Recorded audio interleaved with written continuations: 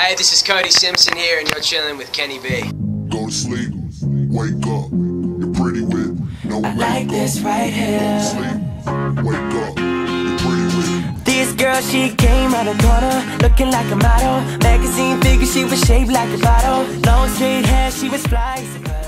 All right, hanging out in the dressing room with the dude I have not met yet. I've heard a lot about him because, like, you got some hometown history working with you, my buddy Justin Sterling. I got Cody Simpson in the house. What's up, dude? How are you, mate? I'm good. Welcome from Australia. Thanks. Yeah, it's good. A bit far away from home, but I'm enjoying it. The shows have been great, though. Yeah, fans here. Yeah, dude, you have a ton of followers on Twitter, Facebook, and everything. Yeah. I hit 5 million recently. Yeah. Pretty stoked about that. Was that fun or what? Yeah, it was good actually. I enjoy watching it grow. You know what I mean? Just seeing get another million every couple months. It's just insane how quickly everything's going for me. How old are you now? I'm 16. You're 16. Now, what's it like to be 16-year-old with this kind of fame? Because I can't relate to that at all. You know, it's interesting. It's, you know, I have a good family around me and good people, you know, around me and my team that, you know, has helped me sort of keep my feet on the ground and you know, sort of I try to keep you know, them all around to, you know, make sure I'm keeping on the right track, and you know I probably would anyway, you know, without them, but you know, it's interesting, and you know, you got to make sure you're responsible and you know, you're the best sort of role model you can possibly be for your fans too, you know, because you make a mistake, everyone's going to see it, and you know, it's important to just, you know, do your best to you know, be the best sort of, you know, role model you can be. So. Is it tough, like, to be 16 and famous, because it makes you grow up quicker? No, it definitely does. I've definitely grown up a lot in the past like 12 months. So. Yeah. And okay, so what's the best thing about being 16 and famous, and what's the worst thing about being 16 and famous? The best thing about being 16 and famous, I don't know. Girls? Yeah. basically. I know you can. It's cool. Like, you can skip lines at like theme parks. Yeah, I know. That's fun. Now, what's the one thing you have to have on your rider? I don't know. To be honest, like I'm not one of those like picky people that like ask for, like, you know, no blue M&Ms and stuff like that. Like I just as long as I have like tea and fruit, and ketchup, and yeah, a bit of ketchup, then like I'm good. Yeah. What's your fascination with ketchup, man? I don't know. It just tastes really nice on everything, and everything tastes better when it has ketchup on it. So I just eat it with everything. What's the craziest thing you put ketchup on? I tried it on strawberries like the last month, and it just yeah, that didn't work out for me.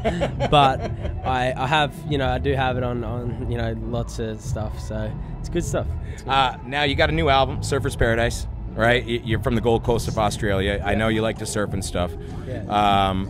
Why'd you call it Surfer's Paradise, and what was your favorite thing about making this album? I called it Surfer's Paradise because I really wanted to sort of stay as true to myself as I possibly could, stay true to my roots, my lifestyle. I thought that title, you know, helped me do that. It also reflected the sound of the music very well also, I thought. You know, sort of the main place where I grew up on the Gold Coast in Australia. I guess, you know, I really enjoyed making the album because it was just sort of, I was very, very in control of it, much more than I have been in the past. And I really sort of fell into my little niche in this, and I really, you know, starting to develop a sound, and you know, I've definitely come into my own on this one, and was heavily involved in all the writing and stuff, and I'm very, very proud of it. So I think when people hear it, they'll, you know, really understand who I am, and you know, where I'm headed. So I think you're personally, I think you're a talent that, like, you're not just growing as a person, but like this is like your warm-up phase right now, because there's some big things coming for you. Basically, I mean, like, it was tough for me because I started when I was 13. I got signed when I was 13, and I sort of had to discover myself in the public, like musically. I was experimenting musically in the public and trying to just grow up in front of everybody. Yeah. And I think now it's sort of, you know, I think with this album is sort of the start of the next phase for me. It's the start of Cody Simpson. It's been a warm up it's been a bit of warm up before that, and you know, now it's sort of okay. Like I found where I'm going. I know what I want to do for the next 5 years, and I'm going for it. So yeah. What isms do you hate about, like, people say, because you're from Australia, you know the old stuff, like, throw a shimp on the barbie and all that. Do you hate that stuff? Or? Sometimes. It's funny because different parts of the world have, like, different little sayings that they think Australians say. Like, you guys do the shrimp on the barbie. In the UK, they say shark in the water and all that stuff. And, like, there's different ones. But, you know, it's funny because everyone just thinks that when you go there, it's just just out back and like sharks. Yeah, there's sharks everywhere. Is Foster's Lager that popular there? No, no one drinks it. No one drinks it. No. Only Crocodile Dundee. I've never seen a can of Foster's in my life. Wow. To be honest, yeah. You gotta ask these questions sometimes. I know it's strange to stereotypes, but I guess, you know, Australians also have stereotypes about other places in the world too. Blame Crocodile Dundee for all that crap, man. Yeah, I know. Paul Hogan did a number for Australians. You know what I mean? Yeah. So what's the one thing you want people to know about you that nobody knows about? It's a good question. It could be music, it could be life, it could be personal, it could be...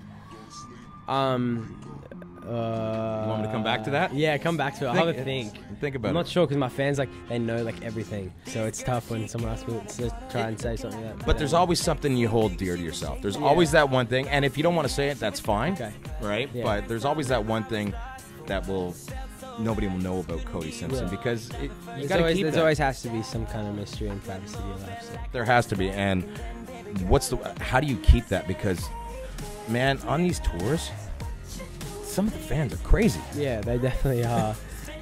You know, it's sort of tough because you have to be able to... You have to be prepared to share yourself with your fans. You have to be prepared to just basically give them everything. And you know, it's very different to the way I wasn't around for it, but the way, you know, the industry was. You know, even 20, 30 years ago, like, it's very, very, very different. You know, the artists, people heard the music and they saw a picture and that was it. You know what I mean? Like, everything else was a mystery. But nowadays, you have the internet and you have to be able to be accessible and you know, reachable. So you just got to sort of keep a line between what you know, share and what you just, you know, make sure you keep personal. So. Do you have the fake smile down pat, by the way? A little, not really. Have you worked on it? I don't smile if I don't want to smile. You don't smile. Yeah. So if the smile's out, it's real? Yeah, basically. I mean, like, I'm not going to try and smile if I don't feel like it. He's smiling a little bit during this interview, so that's a damn good thing. Cody Simpson, the new album, Surfer Paradise, of course, the single. We're playing it on our radio station. It's starting to take off now. Pretty Brown Eyes, yeah. Yes. People are starting to dig it. So. Yeah, so it's what do you think it is to have radio success? Because it's been a little bit of a tough go for you. You've had a lot of internet success and success, quote unquote, outside of the radio, which is sometimes a good thing. Yeah, I mean, like, I feel like when you're so young, like, you know, there's only a certain amount of people that want to listen to your music.